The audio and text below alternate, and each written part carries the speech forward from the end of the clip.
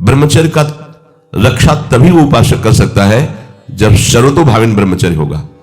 एक जनेन्द्रीय के ही ब्रह्मचर्य की पुष्टता का जब आप लक्ष्य कर लोगे तो उसकी पुष्टता के लिए आपको सर्वतो भावेन ब्रह्मचर्य धारण करना पड़ेगा। सर्वतो भावेन नेत्र का ब्रह्मचर्य, जो नेत्र किसी को भी देखकर भोग कामना कर लेते हैं, भोग बुद्धि से देखते हैं वस्तु को, व्यक्ति को, किसी को भी, इन नेत्र से व्यभिचार हो रहा है, इसलिए सावधान रहना चाहिए।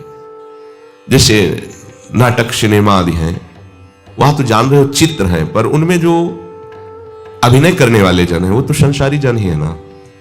उनका पहनावा, ओढ़ावा, हाव भाव, अंग प्रत्यंग, अगर आप भगवत भाव से युक्त है तो संपूर्ण सृष्टि में कहीं भी दृष्टि जाए अपने प्रभु की भावना होती है, पर वहां तक पहुंचने के लिए आपको त्यागना होगा ना।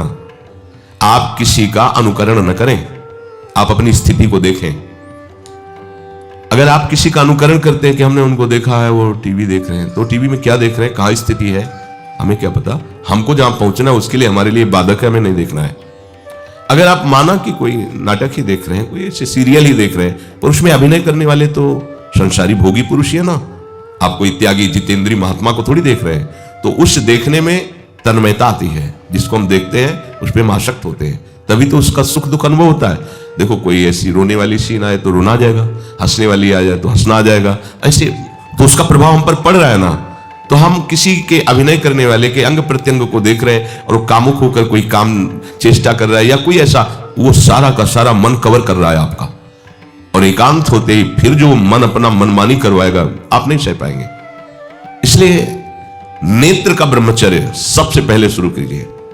आपको वो चीज नहीं देखनी, वो बात नहीं पढ़नी, वो दृश्य नहीं। श्रीमद् भागवत में वर्णन है, कोई पशु पक्षी भी मैथुन कर रहा हो, अचानक दृष्टि गई तो मानसिक प्रणाम करके दोबारा दृष्टि नहीं जानी चाहिए।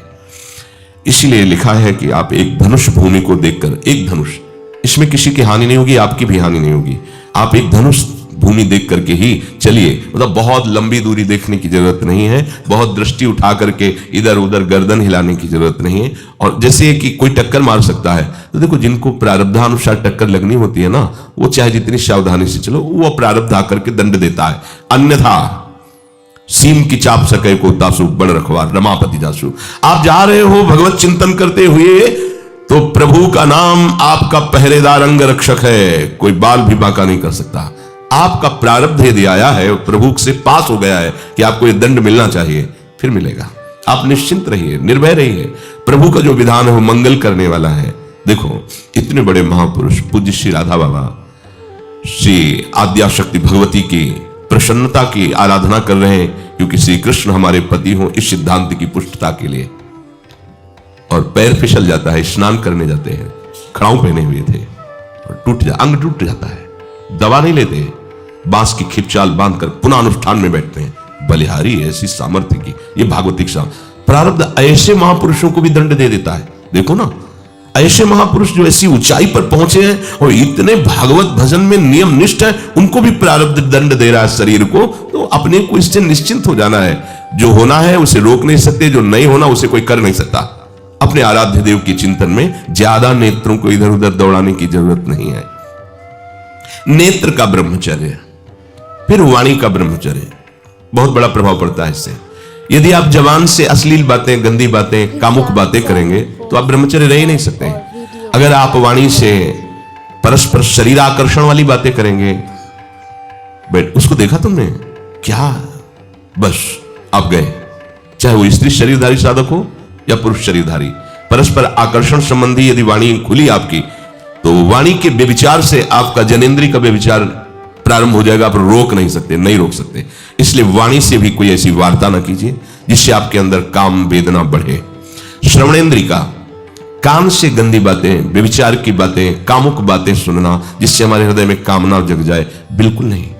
भले वो किसी को लेकर टीका टिप्पणी की जा रही हो, देखो वो साधक है, उसको हमने देखा वहां ऐसे देख रहा था, वैसे कर रहा था, वो तो आपको समझ में आ रहा है कि किसी साधक की बात करें, वो तुम्हारे नाश के लिए उपाय कर रहे हैं जो आपको ऐसी बात बता रहे हैं। क्यों? क्योंकि आप भी तो साधक हैं। श्रवणेन्द्रिय का व्यभिचार हो रहा है। आराध्य देव के सिवा और कोई बात कान से सुनना उसे व्यभिचार कहते हैं। इसलिए महाप्रभु कहते श्रवण फूटो जो अनु सुनो। ऐसा हमारा अगर कान कुछ और सुने तो फूट जाए, नेत्र कुछ और देखें तो ये नेत्र नष्ट हो जाए, वाणी कुछ और बोले तो मुख हो जाए। हमारी श्रवणेंद्री का व्यभिचार नहीं होना चाहिए। धर्म की बात, अपने आराध्य देव की बात, शास्त्र सम्मत बात हम श्रवण करें। अन्यथा अगर कोई ऐसा मित्र है या हमारा साथ में रहने वाला है, कोई किसी भी साधक की को लेकर बात कर रहा है, तो भी हमें कान में उंगली डाले नहीं। हम कोई ईश्वर थोड़ी कि हम किसी को संभाल लेंगे, हम अपने को नहीं संभाल पा रहे, हमारे सामने किसी की बात मत करो। ऐसी करना है तो प्रभु की चर्चा करो, अन्यथा मत करो। तो अगर आप श्रवणेंद्री का ब्रह्मचर्य, वाकेंद्री का ब्रह्मचर्य, नेत्रेंद्री का ब्रह्मचर्य और त्वगेंद्री का ब्रह्मचर्य, अनावश्यक किसी को स्पर्श मत करो। परस्पर विरोधी शरीर को तो भूल कर मत करो। विरोधी शरीर जैसे हमारा पुरुष शरीर है, सामने स्त्री शरीर है, तो किसी भी तरह से सेवा के लिए संकेत करना या किसी भी सेवा के लेन देन में बचाव पक्ष में रहो। यहां रख दीजिए सामान, फिर आप उठा लीजिए। सीधे हाथ में सामान लेना नहीं, सीधे हाथ में सामान देना नहीं, जमीन में रख दीजिए। बहुत पवित्र है तो आप कुर्सी पे जो भी आसन उसका हाथ में लेने का नहीं। परस्पर विरोधी भाव वाले शरीरों का स्पर्श बिल्कुल निषेध है, किसी भी कारण से न किया जाए। मान लीजिएगा ये बहुत मतलब आवश्यक है, यदि आप इसमें चूक कर गए तो धीरे धीरे आप फिसल के वहीं खड़े हो जाएंगे जहां से चढ़ना मुश्किल है। किसी भी साधिका को, किसी भी साधक को परस्पर लेन देन हाथ में नहीं करना चाहिए। मानो हमारी बात, आपको माला देनी है, चौकी पे विराजमान करो, हम उठा लेंगे। हमें कोई सामग्री, ये सामान रखिए, आप उठा लीजिएगा। कभी भी कोई भी परस्पर मुस्कुराहट, बातचीत, ऐसे कोई इशारे यदि दिखाई दे तो आप बचो और उसको बचाओ। साधक है, साधिका है, उससे गलती हो सकती है, आपसे भी गलती हो सकती है। आप सत्संग सुनते हैं, आपको लगा कि इसकी मुस्कुराहट, इसकी कुछ चेष्टा ऐसी दिखाई दे रही है जो हमारे अंदर कामुकता पैदा कर सकती है, उसको भी बचाओ और स्वयं बचो, तो भगवान आप पर प्रसन्न हो जाएंगे। वो देख रहे हैं अंदर की बात। साधक को बहुत सावधान रहने की आवश्यकता। ये इसको खिलवाड़ मत समझो, इसीलिए कह रहे हैं ये अध्यात्म है, ये परमार्थ है। आपको लगेगा नहीं कि क्या हुआ, मैं कहां भ्रष्ट हुआ, ऐसी जगह खड़े हो जाओगे कि जान भी नहीं पाओगे कि मैं कहां चढ़ रहा था, दोबारा उत्साह भी नहीं आ पाएगा। बात अच्छे से समझ लीजिए। तो हमारी त्वगेंद्री का व्यभिचार न होने पावे, सहसा किसी का इस पर किसी की भी अगर सेवा करने का सौभाग्य मिले, फिर उसमें ये प्रश्न नहीं होता। अगर कोई गिर आप पड़ा है, भला ऐसी स्थिति में कि मुझे अत्यंत आवश्यक है उसे उठाना, अगर नहीं उठाते तो वो कष्ट पा रहा, अचानक कोई गिर जाए, फिर हम ये नहीं देखेंगे, फिर ये हम सूत्र नहीं स्वीकार करेंगे कि अब हम तो ब्रह्मचारी हैं, अब हम खड़े खड़े देख नहीं। उसको अत्यंत आवश्यकता है हमारी। अब उस समय हम भूल गए अपने आप को और उसको उठा करके अगर हमें अस्पताल ले जाना, अस्पताल ले जाएंगे, जरूरत है उसकी सेवा करेंगे। सावधान, वो भगवत भाव से की हुई सेवा तुम्हारे अंदर आध्यात्मिक शक्ति पैदा करेगी, काम भावना नहीं पैदा करेगी। हमारी मां बीमार हो और हमें उसे पता चला कि शौच कर दिया है, हमें शौचाना पड़े, हमें उसका मल धोना पड़े, तो क्या हमें काम जागृत हो जाएगा? क्या मेरी मां है, हमारी बुद्धि कभी ऐसी नहीं होगी। आपका पिता है, आप लड़की हो, कोई दूसरा रह नहीं गया और वो बीमार है, आपको ऐसी क्या काम जागृत हो जाएगा? क्या अगर ऐसी सेवा में काम जागृत होता तो कोई नर्स ही अस्पताल में नहीं होती। हर सेवा उसको करनी होती है, नर्स को, चाहे वो स्त्री शरीर हो चाहे पुरुष शरीर हो। परस्पर विरोधी शरीरों की सेवा पर कहीं काम थोड़ी जागृत होता, क्योंकि उसको अपने सेवा धर्म से मतलब है। तो ये सेवा के समय इस सूत्र को न देखा जाए, पर ध्यान रखें, अत्यंत आवश्यक जहां आपके सिवा नहीं हो सकता, वहां अगर हमें ऐसा अवसर मिलता है कि सेवा उसे हो सकती है, तो हम पहले उसे प्रेरित करेंगे। और अगर ऐसा है कि अब कोई नहीं है, फिर हमारा परम धर्म जागृत हो जाता है परहित का। अगर हमारा कोई निंदा भी करे, कोई शरीर की भी हानि हो जाए, अब हम परवाह नहीं करते। परहित शरीर से धर्म नहीं भाई, इससे बड़ा कोई धर्म नहीं है। पर ध्यान रखें, भगवान को साक्षी करके ये उस समय की बात है जहां बिल्कुल कोई अब गुंजाइश नहीं रह गई है। त्वगेंद्री को ऐसे सहसा किसी आप पुरुष शरीरधारी पुरुष को भी सहसा इससे आप में शक्ति जागृत होगी। यदि आप वाणी को मौन रखते हैं, भगवान नाम जप करते हैं और सत्य बोलते हैं, तो आप जब कभी जो कुछ भी बोलेंगे वैसा ही सत्य होगा। गांधारी जी ने कोई तप नहीं किया था। जब सुना कि मेरा ब्याह धृतराष्ट्र से हो रहा है, जो बाह्य नेत्र रहित है, उसी समय पट्टी बांध ली कि जब मेरा पति संसार को नहीं देख सकता तो मैं भी संसार को नहीं देखूं। जब मेरा पति मेरे रूप को नहीं देख सकता तो मैं भी किसी के रूप को नहीं देख, पट्टी बांध ली थी। जब महाभारत का युद्ध चल रहा था, बड़े बड़े वीरों को मार गिराया जा रहा था, गांधारी ने दुर्योधन से कहा, सुन, मुझे पता है कि भीम की गदा को तू झेल नहीं पाएगा, क्योंकि सबसे बड़ी बात भगवान का वरद हस्त उनके ऊपर है। दूसरी बात, वो पवन पुत्र है, वो जब अपने आवेश में आ जाएगा तो तेरी सामर्थ्य नहीं कि उसकी गदा के प्रहार को तू सह सके। पर मैं तुझे शक्ति प्रदान करूंगी। मैं एक पतिव्रता हूं, आज तक कभी पति का वर्ण करने के बाद कुछ देखा नहीं है। मैं अपने नेत्रों की पट्टी खोलूंगी, तू नग्न होकर मेरे सामने आ जाना। मेरी दृष्टि पड़ते ही वज्र का शरीर तेरा हो जाएगा। किसी की सामर्थ्य नहीं कि तेरे उस अंगों को तोड़ सके। भगवान सब कुछ जानने वाले हैं। भगवान भक्त पक्षपाती होते। भगवान का स्वभाव भक्त का पक्षपात लेना होता है। वो अपने महल से कॉरिडोर से जा रहा था गांधारी जी के पास। भगवान आ गए झट से, तो तुरंत उसने हाथ ऐसे लगा लिया। मैं शर्म आनी चाहिए यार, तो हस्तिनापुर के सम्राट पद पर अभिषिक्त होने के लिए तैयारी कर रहा है, नंगे घूम रहा है गली में। उसने कहा गली में नहीं, मां के सामने जा रहा है। अरे कोई बच्चा है, ऐसे जाया जाता है मां के सामने? उसने कहा मां ने कहा है कि हम पट्टी खोलकर तुम्हें देख लेंगे तो तुम्हारा शरीर वज्र का। चलो माना, मां की आज्ञा का पालन करो, थोड़ा इन अंगों को तो ढक लो। तुम तो बड़े हो, कोई बच्चे थोड़ी मां के सामने ऐसे चले जाओगे, ढकना चाहिए तुम्हें। वापस कर दिया। वो यहां ऐसे पत्तों से ढका, वस्त्र नहीं पहना, मां की आज्ञा ऐसे पत्ते से ऐसे कमर से ऐसे ढक लिया, पीछे आगे ऐसे। गांधारी जी ने पट्टी खोली और जे ही देखा पूरा शरीर वज्र का। तो ये क्या किया तूने, कमर में क्यों बांध लिया? बोले शर्म लगती थी। कैसे आपको? बोले यहीं से मारा जाएगा। भीम की गदा का प्रहार तेरी सी जंघा और कमर को तोड़ देगा, तेरी मृत्यु। मान गई। प्रभु के विधान के आगे किसी का बल काम नहीं करता। गांधारी, ये केवल आंख में पट्टी बांधने की सामर्थ्य थी कि मेरा पति यदि अंधा है तो मैं भी किसी रूप को नहीं देखूंगी।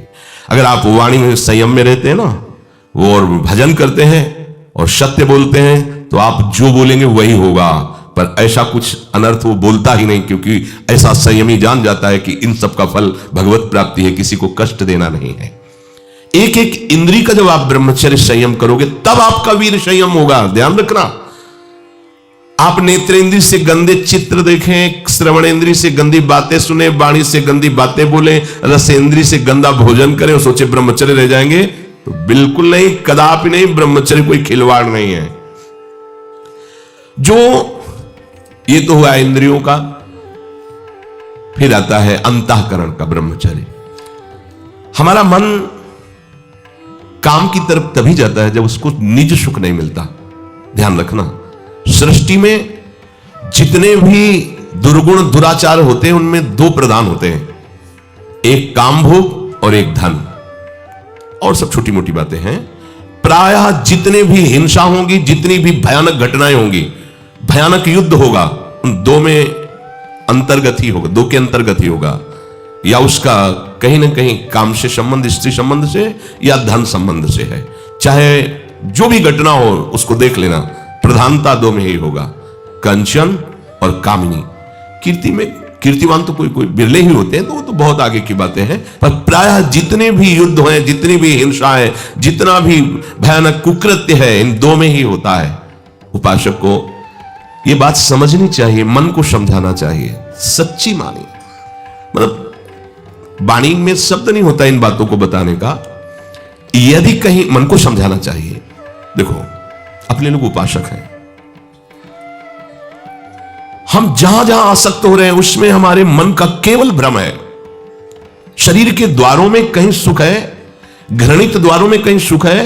अगर सुख होता तो इनके भोगने के बाद हृदय कह देता कि अब कछुनाथ न चाहिए मोरे, शांत हो जाता।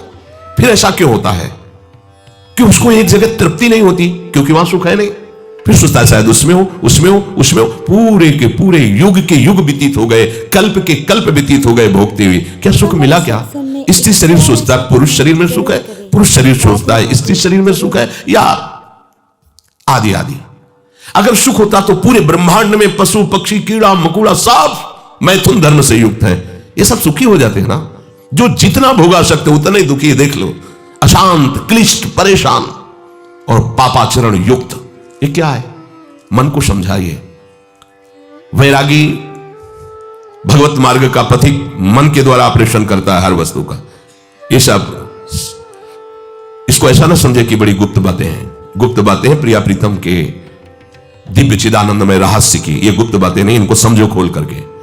यदि आप किसी भी तरह से हस्तमैथुन आदि के द्वारा, गंदे दृश्य देख करके, गंदी क्रियाओं के द्वारा आप अपना नाश करते रहेंगे, तो ना आप इस लोक में सुखी रहेंगे ना परलोक में, मान लीजिएगा। ये बातें न तो कही जाती हैं, न सुनी जाती हैं, न समझी जाती हैं। इसीलिए हमारा बहुत ही आगे की पीढ़ी जो सनातन धर्मावलंबी जो भागवत, हर देश से महान भारत देश को क्यों कहा गया? ऐसा भी है कि अन्य देश स्वीकार किया जाता है कि वो हमसे धनी है, स्वीकार किया जाता है कि वैज्ञानिक तत्वों में भी वो हमसे आगे हैं, पर भारत को महान धर्मशाली देश कहा गया है। कोई भी किसी भी देश का धर्मगुरु हो हमारे देश में आएगा, हमारी ऋषियों के सूत्रों से ही अपने धर्म को पुष्ट करेगा। साप का मूल जड़ भारत धर्म का है। कहीं भी हो, कहीं भी देख लो, चाहे जिस देश का नाम लो, कहीं ना कहीं किसी भारत के ब्रह्म ऋषि की छाप लेकर के डोल रहा है। भारत भोग प्रधान देश नहीं है, भारत धर्म प्रधान देश है। यहां धर्म गुरुओं के द्वारा धर्म स्थापना करके चलाया जाता है। यहां आज जो हम समझ रहे हैं कि बाहरी परिपाटी हमारे भारत में आ जाए तो भारत आधुनिक और सर्वश्रेष्ठ देश माना जाएगा, कभी नहीं।